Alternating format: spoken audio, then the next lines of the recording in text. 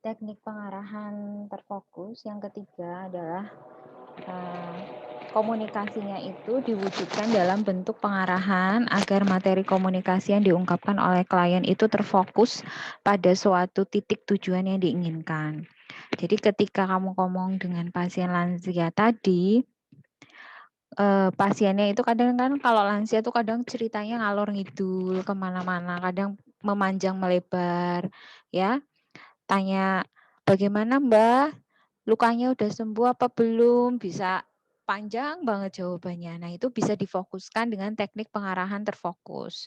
Caranya adalah ketika lansia tadi itu mengungkapkan sesuatu kok sudah jauh melenceng gitu ya. Bisa pakai caranya itu kalau misalnya mbahnya tarik nafas gitu ya, lagi nggak ngomong gitu, langsung dipegang tangannya ya, penekanan ya, sentuhan ya, pegang tangannya sentuhan, bilang, "Mbah, ini saya nanya, tadi Mbahnya sudah dirawat lukanya atau belum?" Gitu. Jadi difokuskan kembali. Nah, kemudian teknik suportif. Teknik suportif adalah klien itu bisa termotivasi untuk bisa mandiri dan beraktivitas sesuai dengan kemampuannya. Selama memberi dukungan, hendaknya perawat itu tidak bergaya menggurui atau mengajari, ya.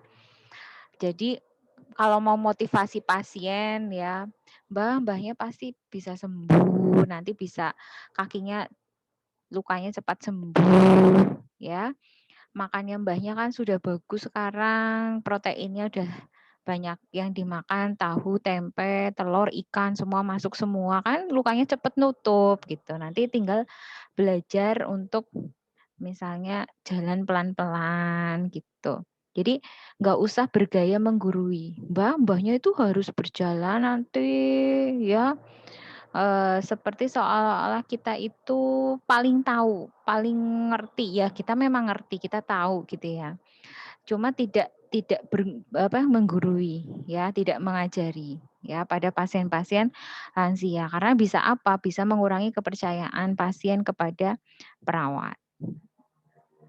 Kemudian teknik klarifikasi. Teknik ini digunakan ketika kondisi klien usia lanjut itu dapat menjadi penyebabnya adalah kurang lancarnya komunikasi. Nah, terkadang karena kognitifnya tadi ya, daya ingatnya lansia itu kan sudah menurun ya. Kalau menanggapi sesuatu kadang mungkin pikirannya tidak langsung connect gitu ya.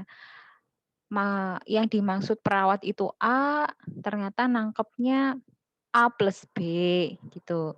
Yang disampaikan ke keluarganya A plus B plus C, itu bisa saja terjadi. Nah, ini perlu yang namanya teknik klarifikasi.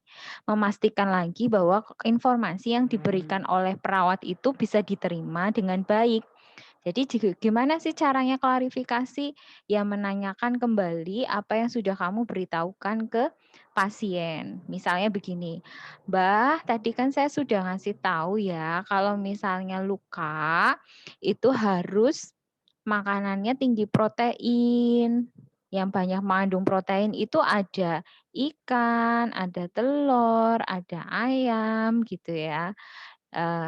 Dan mitos yang tidak boleh makan amis-amis itu salah gitu, hanya mitos ya. Yang benarnya justru mempercepat penyembuhan luka. Nah, kamu klarifikasi, Mbah, tadi saya kan udah ngasih tahu ya apa yang harus dikonsumsi oleh Mbah yang lukanya yang ada lukanya gitu.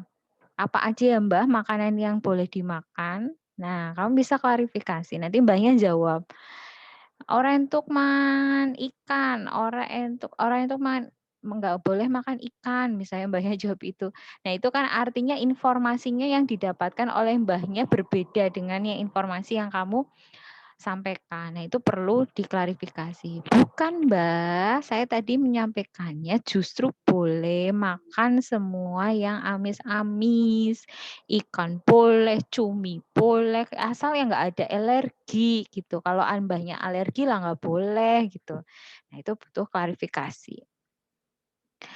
Ada kendala-kendala dalam komunikasi dengan pasien usia lanjut. ya. Kendalanya yang pertama adalah sikap agresif. Nah, biasanya mbah-mbah itu kan namanya mbah-mbah ya, merasa paling paling tahu ya karena sudah tua, sudah banyak makan asam garam ya sehingga muncul juga sikap agresif seperti mendominasi lawan komunikasi ya. Jadi kamu ngomong apa ya dianggapnya walaupun perawat kadang tidak diindahkan, meremehkan orang lain, kemudian mempertahankan haknya gitu. Lah yang ora kudu mangan godhong-godhongan bae, ora entuk mangan amis-amis, wong lagi ana lukane kon mangan amis-amis, masih ngeyel gitu ya, menonjolkan diri, mempermalukan pihak lain di depan umum, ya itu sikap agresif ya. Kemudian ada sikap non asertif. Nah, ada juga mbah-mbah yang kebalikannya. Kalau tadi mendominasi, kalau ini tidak kooperatif. Jadi mau disuntik pokoknya Mbah, badhe disuntik pokoknya Mbah, permisi Mbah, miring nggih Mbah, enggak mau miring, ya. Suruh apa gitu, jadi enggak kooperatif. Ya kita kan susah ya, susah untuk memberikan tindakan keperawatan kalau pasiennya tidak kooperatif. Kemudian rendah diri, merasa tidak berdaya, kurang pede, membiarkan orang lain mengambil keputusan untuk dirinya. Nah, ini adalah sikap-sikap non asertif yang biasa lansia ada ya. Selain tadi ada yang mendominasi ya, sikap pasif, penurut, apa-apa mau ya, bahkan tidak toleran ya. Bagaimana untuk mengantisipasi kendala dalam komunikasi dengan klien lansia? Nah, yang tadi punya sikap yang ada yang sikapnya agresif, ada yang sikapnya non asertif ya. Yang pertama adalah kita ngomong sama mbah-mbah kan sudah tahu ya bahwa mengalami penurunan pendengaran, penurunan penglihatan. Maka saat komunikasi itu suaranya itu jangan lirih, apa sih agak dikerasin tetapi bukan membentak ya. Ya, keras, ada apa sih kalau ini ya, artikulasinya jelas gitu ya. Mbah, permisi Mbah gitu ya. Jadi suaranya jelas, eee, lebih keras ya karena dan kalau bisa agak lebih dekat agar Mbahnya tuh benar-benar mendengar, tuh. Kemudian tarik perhatian pasien, ya. Ciptakan hubungan yang saling percaya, hubungan yang kalau kamu janji mau datang lagi kamu tepatin, kalau enggak apa namanya, enggak bisa nepatin, enggak berjanji gitu, "Mbak, nanti saya kadang ke sini ya akan memberikan makan." Udah dienteni jam 12.00 ke, wes sampai jam 2 siang kok nggak ke sini-sini, saya nggak dikasih makan-makan, malah makanannya datang tapi perawatnya nggak datang, katanya mau ngasih makan. Ya itu kan artinya apa? Bina hubungannya tidak baik ya, nanti tidak percaya dengan kamu. Pahami kondisi pasien karena pasien lanjut usia kan posisinya sudah tadi mengalami berbagai penurunan ya, termasuk fisiknya juga menurun gitu. Berbicara pelan, perlahan dengan kalimat dan bahasa yang sederhana, ya, yang mudah dimengerti, bukan bahasa-bahasa medis yang pasiennya itu nggak ngerti, ya. Mbah, ini tuh penyakitnya itu mbahnya karena ada Salmonella typhi. Nah, ngerti mbahnya Salmonella typhi, ya karena ada bakterinya Mbah, yang ada di perut, masuk usus halus, kayak gitu. Jadi lebih lebih apa ya, mudah diterima oleh lansia.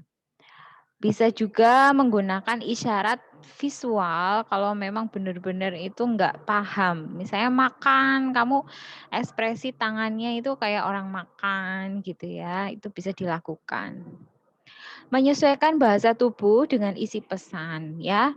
Kamu lagi menyampaikan apa, kalau lagi serius fokus ya fokus. Kalau lagi mau ledekin mbahnya ya agak senyum gitu loh ya.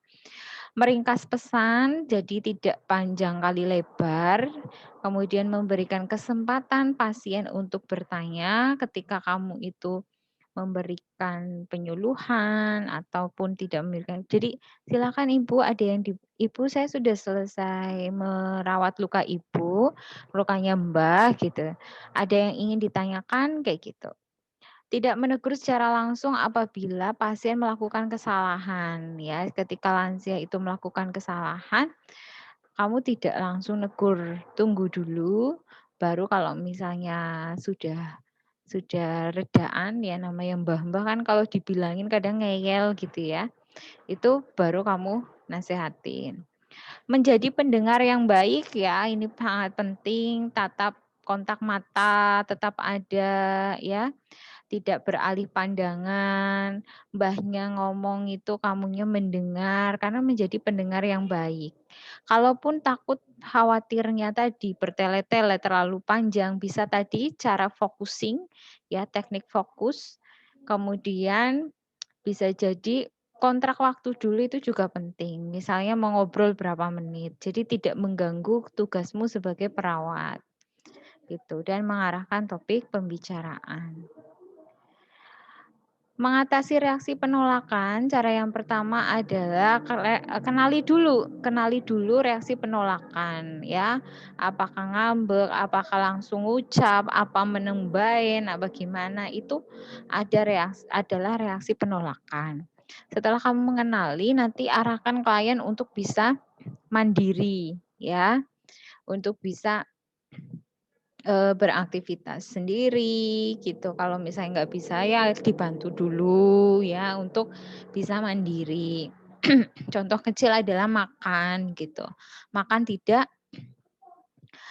disuapin gitu ya. Keluarganya tidak apa ya. Nah kan makan kebutuhan dasar manusia ya. Jadi makan, minum, mbahnya selama tangannya masih bisa dipakai ya nggak usah diambilkan gitu. Melibatkan keluarga, mengarahkan tadi udah. Model komunikasi pada klien usia lanjut, yang pertama adalah model Shannon-Weaver. Jadi model ini tuh ditujukan pada lansia-lansia yang memberikan penolakan agar mereka itu bersedia untuk bersikap kooperatif. Ya, jadi tadi lansia yang, "Oh saya nggak mau disuntik, saya nggak mau dirawat lukanya, saya nggak mau di ronsen," misalnya. Nah, itu kan menunjukkan penolakan. Nah, bagaimana sih cara perawat itu mengatasi ini agar pasiennya itu bisa apa ya, bersedia untuk dilakukan tindakan ya. Kemudian yang kedua modeleri, model ini adalah kedua pihak itu yang berkomunikasi saling mempengaruhi antara pihak satu dengan pihak yang lain. Jadi kamunya perawatnya itu mempengaruhi pasien, pasiennya juga mempengaruhi kamu. Maksudnya ketika misalnya mau dilakukan tindakan ronsen, nah itu harus jelas dulu tujuannya buat apa itu ronsen, kenapa dilakukan ronsen, kalau tidak dilakukan ronsen itu akan seperti apa, itu bisa masuk di situ. Yang ketiga adalah model terapeutik. Namanya terapeutik berarti harus untuk tujuannya adalah kesembuhan pasien. Ya, jadi membantu terlaksananya komunikasi, serasi dan saling menghargai. Yang keempat, model keyakinan kesehatan.